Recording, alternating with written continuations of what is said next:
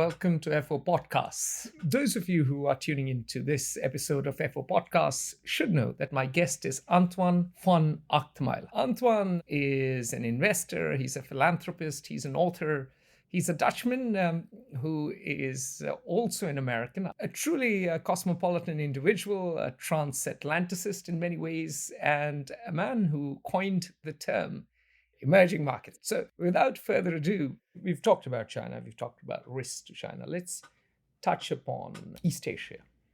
And you know a lot about East Asia. South Korea, Taiwan, Japan. Are these And by the way, Korea and Taiwan Yeah. did not fall into the middle income trap. They didn't. People They forget kept that. growing. They kept growing. And Nor their did interest, Singapore. and in some ways, when you land there, as you do quite often, they are far more modern in many ways than the US as well. Some things work much better in those countries. Yeah. Let's talk about those countries: Japan, South Korea, Taiwan, even Singapore. Or I won't bring in Southeast Asia into the picture. That's a separate entity. The success stories, in other words. Yes, the success stories of Asia. Where do you see them going? What's next for them? I see them continue their development into highly sophisticated middle-class economies that have come to a point where they value not only their prosperity, but also their freedom. So you mean they will... I'm mentioning that specifically because it's, if we indeed see a world that is deglobalizing and falling apart into 2 or maybe 3 power blocks, they have to make a choice. And that choice is going to be very difficult. But the freedom part that I just mentioned, I think will play a very important part in where the decision comes out. All right. In other words, these countries will stick closely to the US, which guarantees global security. It's too early to It's too tell. early to say. We may see regional alliances. We may see there 2 or all 3 different kinds blocks. of- We may see a multipolar there world. all kinds of Understood. There are too many. adjustments that are There are may too be many possible, scenarios. and Okay. you can speculate but not know. Brilliant. Now, so let's talk about Southeast Asia and Latin America and Africa, 3 places that largely supply commodities. And although that's not entirely true, places like Vietnam are very good at manufacturing and are growing, and labor costs there are cheaper. And Chinese capital has moved into Vietnam to manufacture, but Indonesia, not so great in manufacturing, still commodities. Much of Africa, commodities. Latin America certainly has ridden the economic wave on Chinese demand. Now it has a pink wave. Even Brazil has Lula back in power. So they've gone back to left-leaning governments. Where are these parts of the world headed? Because you mentioned in the Ian Bremmer interview how emerging is now called submerging. And a lot of these... Some people, some with people, a nasty not you. wordplay, call it submerging. I did. You don't call it. I know you wouldn't. But the important thing is that a lot of these countries are going to go through not just inflation, higher interest rates, but also a debt issue. So where do you see these economies headed? Perhaps I have the perspective of someone who has been dealing with these countries For 5 decades? for a long time. And I always remind people that when we started our firm in 1987, what did the world of BRICS, which hadn't been called BRICS yet at the time, look like? Brazil. Soviet Union was still around. Right. It was 2 years before the Berlin Wall Russia fell. was part of the Soviet Union behind the wall. China had just come out of the Cultural Revolution. Brazil was an economic mess. It was a basket case. nightmare. So think of India was socialist at Right. that time. if you think of that time and now, and look at the difference, it is gigantic. It's night and day. It's close to. In some ways, if some we take out climate change. And let's face it, that millions of people, despite the bad effects that globalization, I admit, has had, that millions of people have been lifted out of poverty during this period. Particularly in But now China. we have a this was in a globalizing world. We had decades of globalization. And now we're going into decades of deglobalization. So you have to ask the question, how will these countries do that are better off now than they were before, that are better managed and than they were before. How will they do in a deglobalizing deglobalizing world? And The wind has changed. What are their competitive advantages in this new, what I call the age of electricity? Mm-hmm. What we know then is that some of their competitive edge is going to be based on their resources. Let's say Chile has a lot of lithium. Mm-hmm. So does apparently Bolivia. So there's a lot of lithium in Latin America. Yeah. There's a lot of cobalt in Africa. So they have... In DRC, Democratic Republic of Congo, no less. The Congo, I believe, will be the Saudi Arabia of the age of electricity. No, I'm not kidding. No, I'm laughing because I agree. I only hope there is no Mohammed bin Salman who takes over DRC. It's not a pretty picture. No, it's not a pretty picture. We'll get to the Saudi Arabia and OPEC Plus later. Don't think that you can draw a line from what has happened in the last 20, 30 years. No, it will be something quite different. And the different will be based on different competitive advantages. Because the value of low labor costs is not as important in the age of robotics. The value of certain minerals, particularly rare minerals, is more important. Absolutely. In the world of the next 30 years. Domestic consumer markets, which were kind of peanuts 30 years ago, are going to be far more important in the future. In other words, their development will be based more than in the past on creating production for their own sake. So in this world where there is more emphasis on resilience and self-sufficiency, their role is going to be different. But that doesn't mean that they are not likely to succeed. In the end, because they are still at a lower level of development than we are, they have a good chance, I believe, of having higher growth over a longer period than we have. And as a result of the fact that they're much better managed, whether they are pink or not pink, than they were 20, 30 years ago. In fact, they have absorbed some of the famous Washington consensus that we have neglected in the United States, that as a result of that, actually, they have a chance of doing better than expected. What is a challenge is, again, coming back to the environment, to global warming. And that's particularly true in Africa, which has made great strides, particularly in many ways. North Africa, which is desert and it's water stressed. Or for that matter, China, because China lacks water desperately. So does India, by the way. And India. Yeah. So since we've talked about... We haven't talked about India at all. We'll get to that. So since we've touched upon North Africa, let's move on to Middle East, because it's MENA region is often, Middle East, North Africa region is often referred to as one block, which it is and it isn't. But there is gas, obviously, in Libya. There's gas in Algeria, natural gas. Qatar. There's gas in Qatar. There's gas Saudi in Arabia. Azerbaijan. There's gas in... these are all oil and gas states. And so is Russia. And OPEC Plus has just gone against American interests and bet its interest, not for the first time, bet its interest this time with Russia in a war. So what happens to these oil and gas producers? Do they have a wonderful next 2 years and then they have a slow winding decline, or do they continue to be to remain relevant because fossil fuel energy? The answer to your question is yes. Yes. Yes. They will go into decline. No.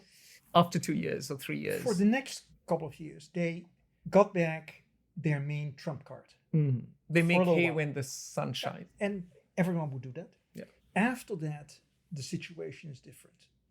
But let's not forget, no matter what we think of the current kind of men in charge in Saudi Arabia, let's not forget that in some ways there have been dramatic changes that have been taking place that have taken them away from a pure oil economy. And that's also true in some of the other Gulf states. UAE, Yeah, in particular, and Dubai exactly. is a shining example. Is it perfect? No, far from that. Mm-hmm. Do they always respect human rights?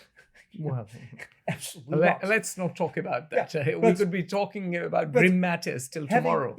Having said all that, Mhm. they have made actually fairly dramatic progress toward being very different countries than they were 20, 30 years ago. Mhm.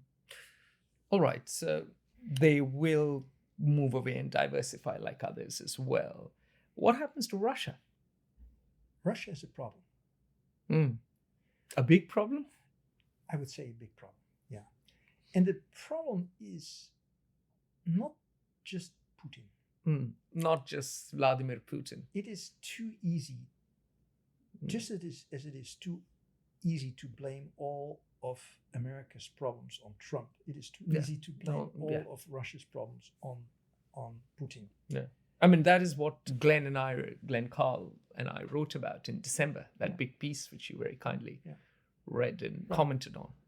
But I do think that Russia has a problem because it is very competitive in oil and gas and minerals. Mm-hmm. But those are, as is the case for the Middle East, less of a trump card in an age that is defossilizing. And they are not very competitive when it comes to really the areas that count long term, which are technology. Semiconductor chips, for instance, robotics, additive manufacturing, which is not just 3D printing. I read about it in your book, that you can also do it through liquids. Aircraft were wonderful. They had a fairly decent aircraft industry and a good military aircraft industry. They had a fairly good nuclear industry, and they haven't moved at the same pace in all of these areas as other countries. And so they are falling behind in those areas. So I am, and my original specialization was Russia and Eastern Europe. I am more pessimistic about the long-term future of Russia. And of course, what Russia has is nuclear weapons, but it doesn't have a huge economy or a huge population. I mean, there's an economy that's, kind of Italy plus. All right. So Russia will be a big problem, and Eastern Europe on the whole would do better once the Russian menace has receded, hopefully.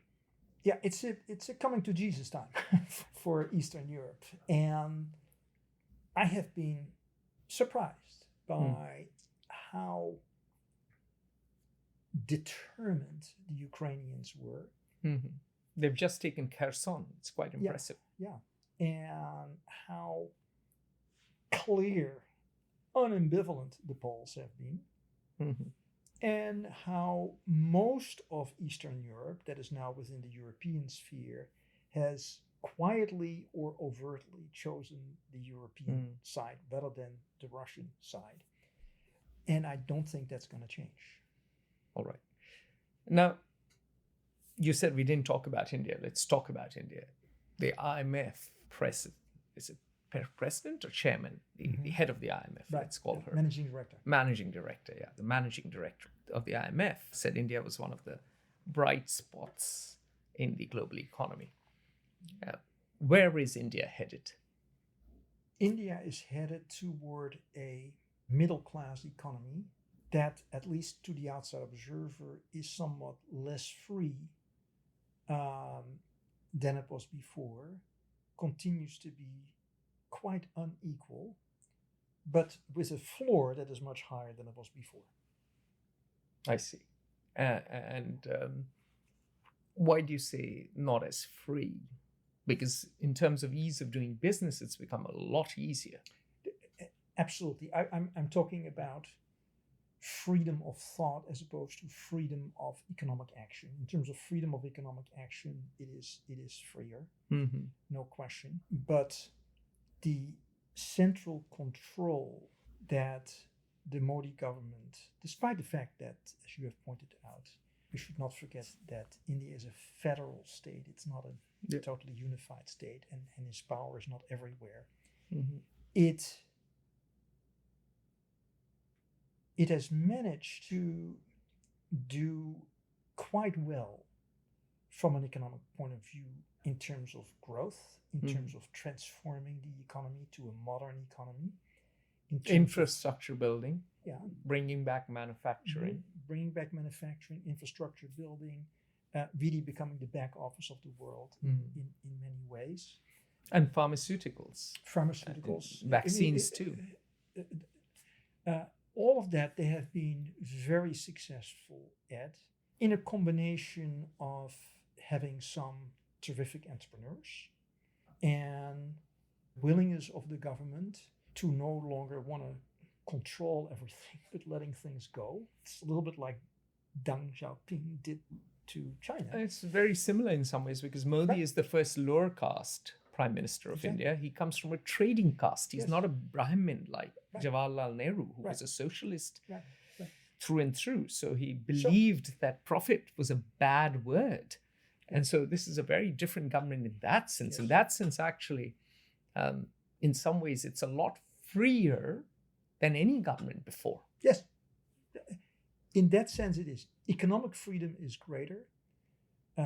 Freedom of thought, I think, is more impaired than it was before. And this is a country with several hundred Muslims. And 700 million Muslims. 200 million. That's what I meant. Several hundred million. Yeah, 700 million Muslims, of course. 200 million Muslims, roughly, give and take. Yeah. And they're not necessarily very happy at the moment.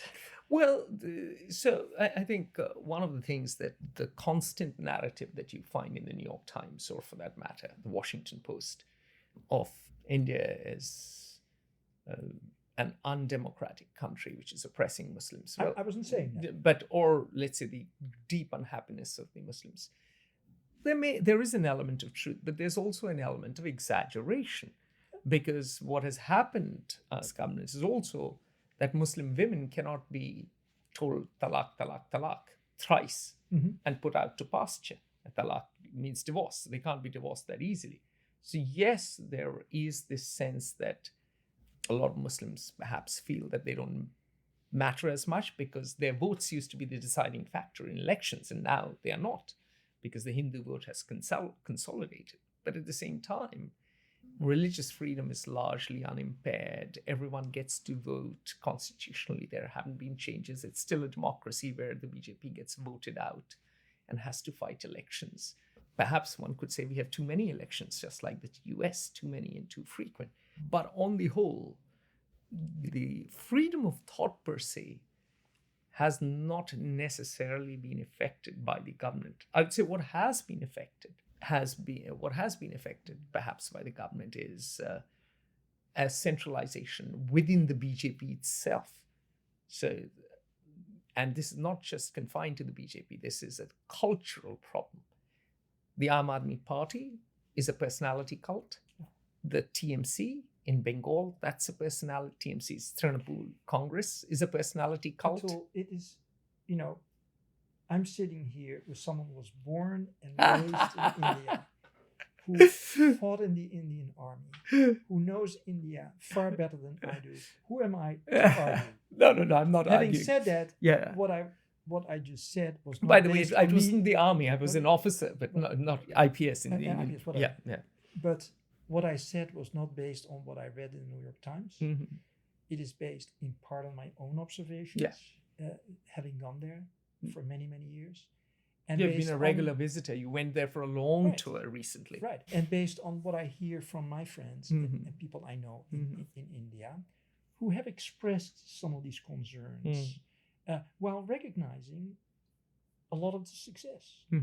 So economically... And in the end, from a geopolitical point of view and looking at it from the point of view of the United States, it's obvious to anyone that it is very important to have India as a counterweight to an emerging China. If China. we're moving to a world where the US is no longer dominant, and I believe that's we are moving to a multipolar world, then I think logical that we have to pay very close attention to India and really, in a way, keep or try, because there's little you can do, to keep India in the camp, as it were, of democracies. And some of the points that I raised were concerns that could,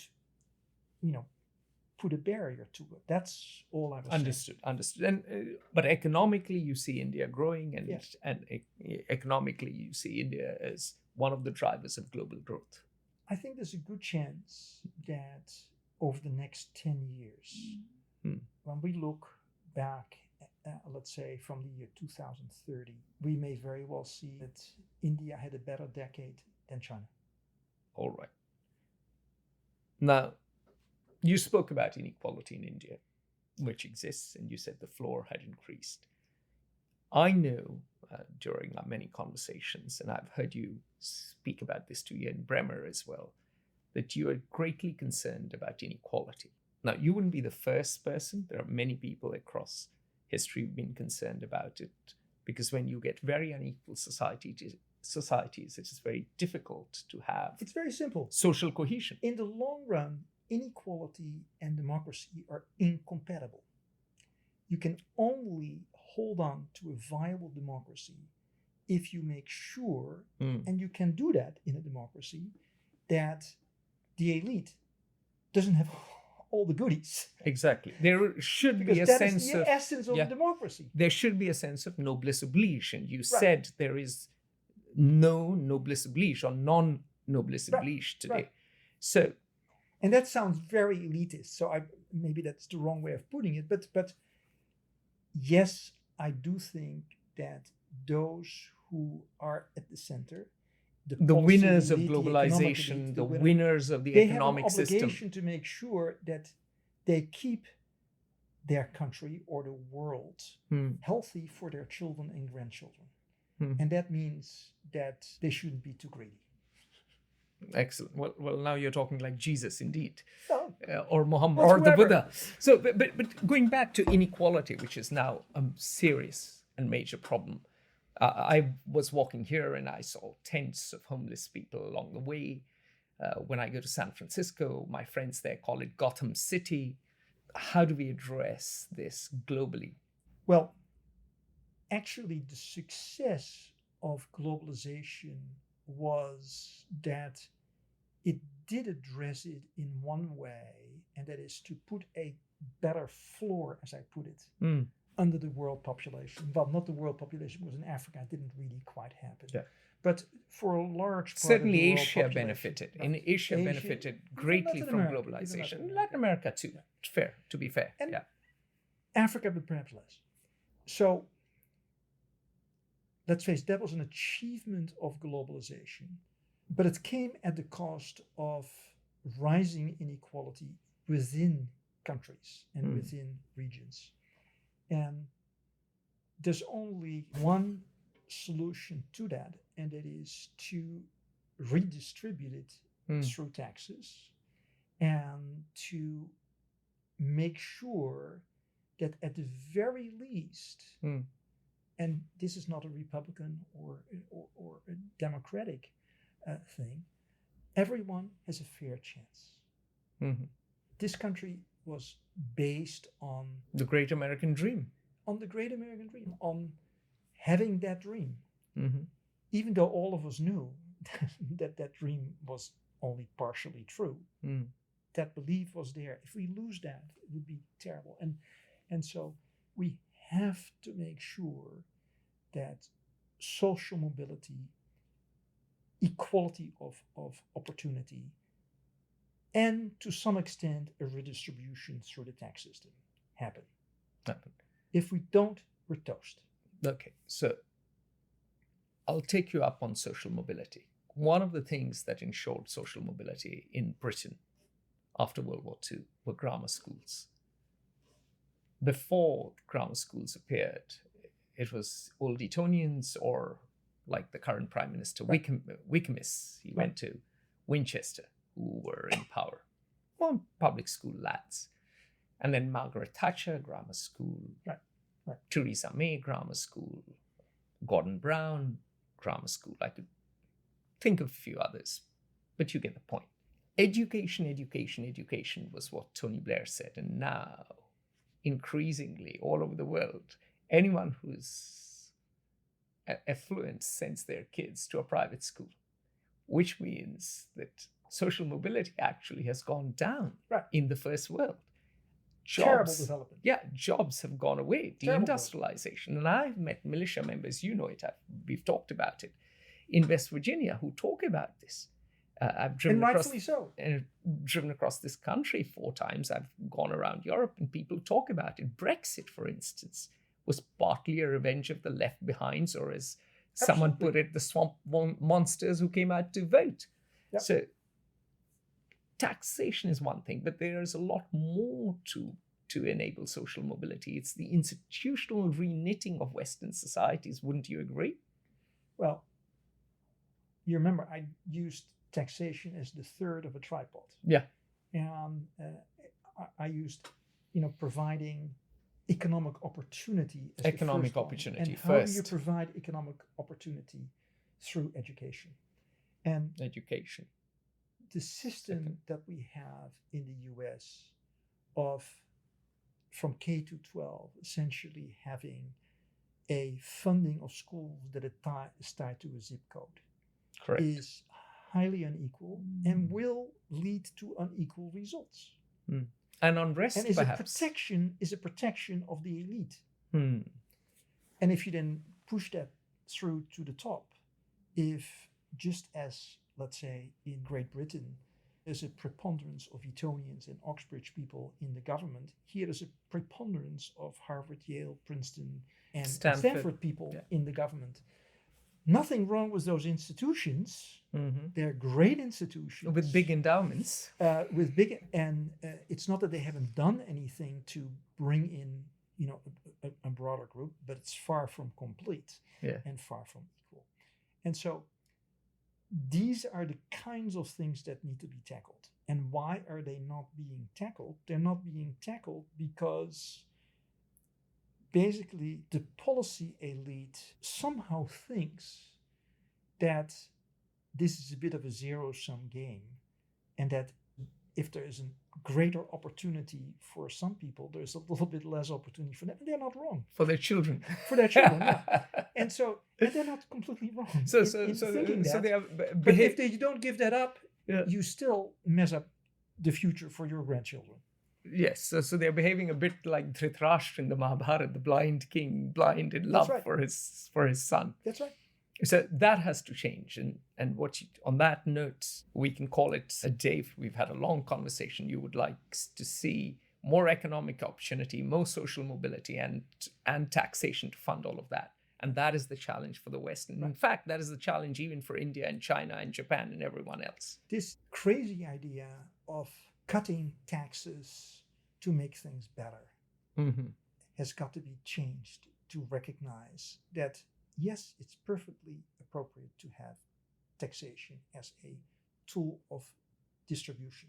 That doesn't mean you have to make it punitive. I'm not arguing for that. You're not arguing for 90% marginal rates, of course. I'm talking about a marginal change in the marginal tax rate system.